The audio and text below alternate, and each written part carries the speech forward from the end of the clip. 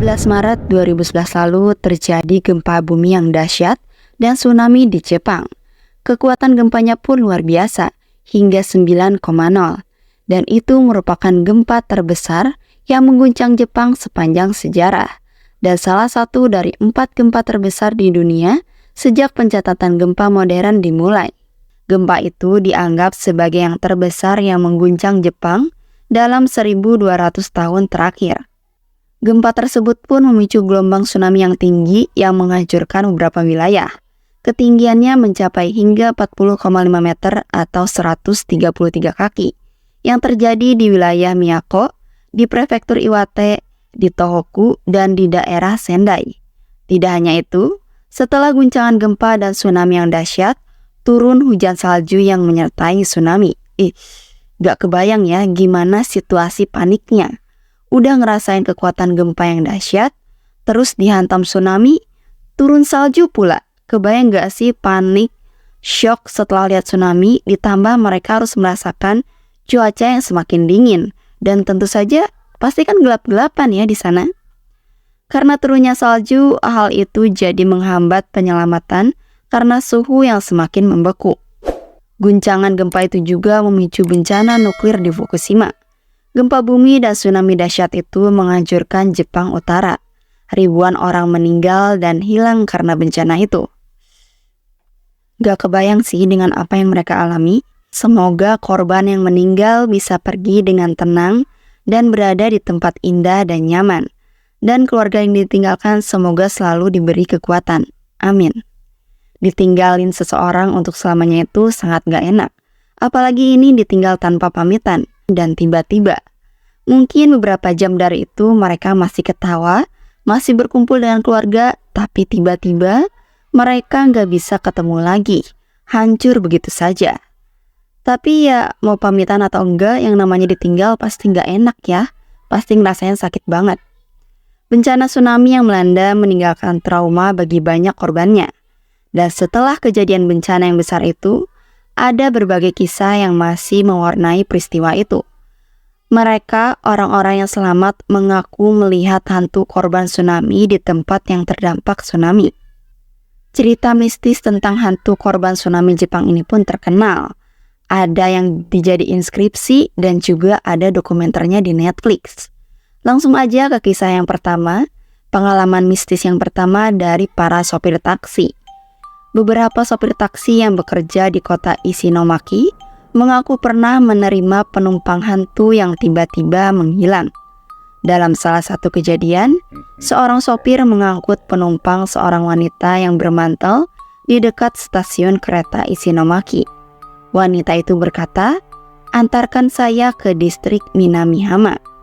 Sopir yang berusia 50-an itu heran karena distrik itu hampir kosong setelah terjadinya bencana tsunami. Pak sopir pun bertanya, "Wilayah itu hampir kosong, tidak apa?" Lalu wanita itu menjawab dengan suara bergetar berkata lirih, "Apakah saya mati?" Kaget mendengar jawaban itu, Pak sopir langsung menengok ke belakang dan dia tambah terkejut lagi karena tidak ada siapapun di kursi belakang. Wanita itu tiba-tiba hilang begitu saja. Lalu sopir taksi lainnya yang berusia 40-an mengaku mengalami peristiwa yang sama. Saat itu, ada seorang pria berusia sekitar 20 tahunan naik ke taksinya. Saat sopir melihat melalui kaca spion tengah, penumpang itu hanya menunjuk ke depan. Pak sopir berulang kali menanyakan tujuan penumpang itu. Tapi pria itu hanya terdiam. Dan sesaat, pria itu mengatakan ingin ke Hiyoriyama. Hiyoriyama itu gunung. Sopir pun berjalan menuju tujuan. Tapi, sesampainya di tujuan, pria misterius itu tiba-tiba menghilang. Entah sejak kapan dia menghilang. Sopir taksi itu baru ngehnya ketika udah sampai tujuan. Dia pun heran dengan apa yang sudah terjadi. Karena dengan sangat sadar dia mengantarkan seseorang. Argonya pun jalan. Dia pun segera pergi dari tempat itu. Cerita dari pas sopir lainnya pun sama. Mereka mengantarkan penumpang yang tiba-tiba menghilang begitu saja. Kejadian mistis ini dibuktikan oleh argo taksi yang menyala ketika penumpang masuk. Semua peristiwa itu tercatat dalam laporan kendaraan taksi mereka. Karena argonya nyala, para sopir pun terpaksa harus bayar sendiri karena penumpangnya yang tiba-tiba menghilang. Mereka meyakini bahwa hantu itu adalah pemuda yang tewas dalam bencana tsunami tahun 2011 lalu. Para sopir taksi ini tidak ketakutan, bahkan mereka ingin kembali mengalami peristiwa itu lagi.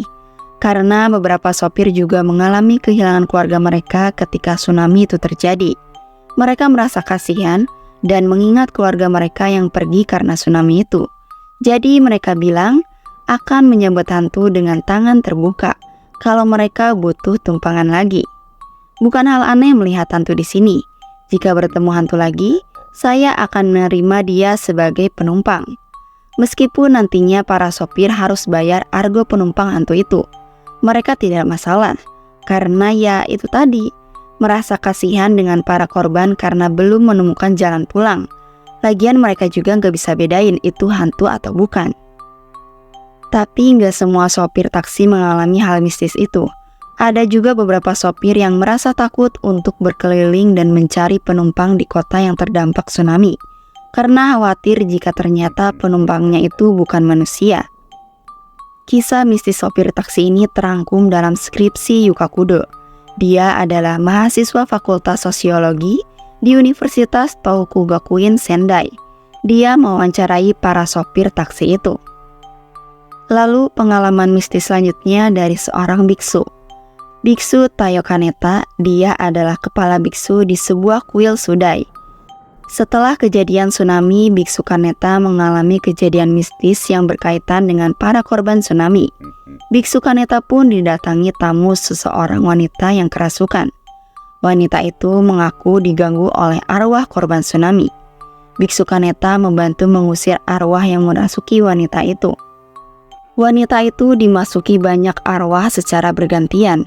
Satu demi satu roh itu merasuk ke dalam tubuh wanita itu.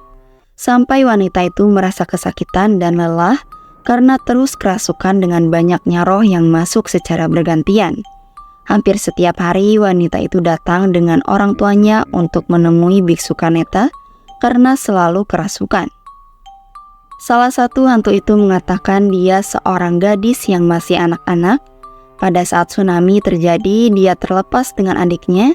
Dia melihat adiknya hanyut dan dia merasa bersalah, padahal dia sendiri juga hanyut dan tidak selamat dari tsunami itu. Dia berkata ingin bertemu ibunya. Gadis kecil itu ingin minta maaf kepada ibunya karena melepaskan genggaman adiknya. Dia terus berkata, "Ibu maaf, ibu maaf, ibu maaf," sambil menangis. Lalu istri dari Biksu Kaneta menghampiri wanita yang kerasukan itu. Dia menggenggam tangannya, mencoba membujuk gadis kecil itu dan berpura-pura menjadi ibunya, agar gadis kecil itu bisa pergi dengan tenang dan akhirnya berhasil. Gadis itu bisa pergi dari tubuh Ami. Biksu Kaneta berhasil mengeluarkan roh-roh itu. Para roh itu meminta bantuan untuk mencari keluarganya. Mereka merasa tersesat karena tidak bisa menemukan jalan pulang ke rumahnya, yang padahal rumahnya itu udah hancur karena tsunami itu. Ada juga yang tidak menyadari kalau dia adalah korban tsunami yang sudah meninggal. Lalu selanjutnya, ini kisah dari pemadam kebakaran. Sebuah stasiun pemadam kebakaran di Tagajo terus mendapatkan panggilan telepon ke tempat-tempat yang dihancurkan oleh tsunami. Di sana sudah tidak ada orang, tapi selalu ada panggilan yang meminta untuk datang ke tempat itu. Hingga para petugas pemadam kebakaran itu berdoa untuk arwah orang-orang yang telah meninggal. Dan panggilan telepon itu pun akhirnya berhenti berdering. Lalu ada seorang warga yang didatangi oleh hantu ke rumahnya. Di suatu malam yang cerah, seorang wanita sedang menyiapkan makan malam. Tiba-tiba ada yang mengetuk pintu rumahnya. Wanita itu membuka pintu dan ternyata ada seseorang wanita dengan kondisi pucat dan basah kuyup. Dia tidak meminta masuk. Tamu itu hanya meminta pakaian kering untuk mengganti pakaiannya yang basah. Pemilik rumah itu menyadari kalau itu bukan tamu manusia, tetapi dia tetap memberikan pakaian kering untuk tamu itu, lalu segera menutup pintunya. Ketukan pintu itu kadang terjadi di tengah malam, tapi yang di tengah malamnya diabaikan saja, hingga akhirnya berhenti begitu saja. Lalu kisah selanjutnya dari seorang indigo atau paranormal.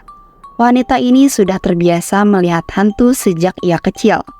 Menurut Kanso Aizawa, para arwah korban tsunami itu kebingungan karena mereka masih belum menyadari kalau mereka itu sudah tewas.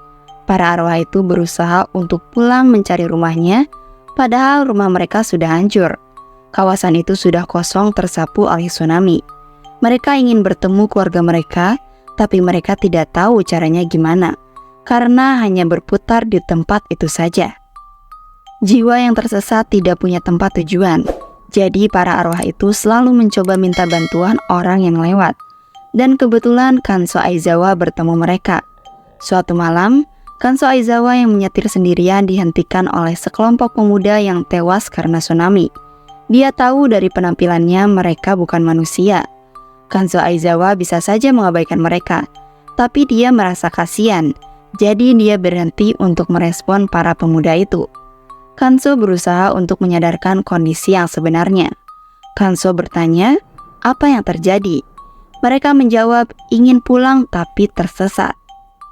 Kanso akan mengatakan yang sebenarnya kalau mereka itu sudah tewas, agar mereka sadar dan tidak menderita lagi. Mereka tidak sadar kalau mereka itu sebenarnya sudah meninggal. Kanso Aizawa mengasihani mereka. Dia juga merasa sedih karena para korban masih ada yang berusaha mencari rumah dan keluarganya. Jika dia bertemu dengan hantu korban tsunami, dia akan berusaha mencoba menyadarkan mereka agar bisa pergi dengan tenang. Bagi orang Jepang, kematian itu bagaikan soji. Soji adalah pintu geser yang terbuat dari kertas tipis. Begitu membuka pintu geser itu, kamu pergi ke sisi lain. Orang yang hidup masih bisa melihatmu lewat pintu geser itu, ucap Biksu Kaneta. Jika ditelusuri dan bertanya ke setiap korban yang selamat, tentu akan ada banyak cerita yang mereka alami.